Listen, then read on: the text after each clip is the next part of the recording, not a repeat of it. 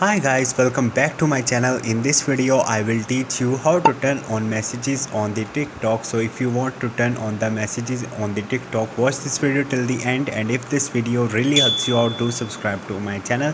So let's start the video. First of all, you have to open your TikTok mobile application, and then you have to click on the profile from the right bottom.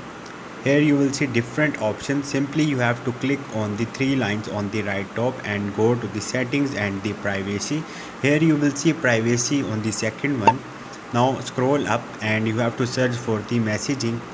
Okay, now you have to click on the messaging on the top, and here you will see uh, who can send you messages. So simply make it everyone, so everyone will be able to send you a message on the TikTok. So this is the simple way to turn on messages on the TikTok. Hope this video will helpful for you. If you have any question or any confusion, just drop a comment. I will try to help you. Thank you.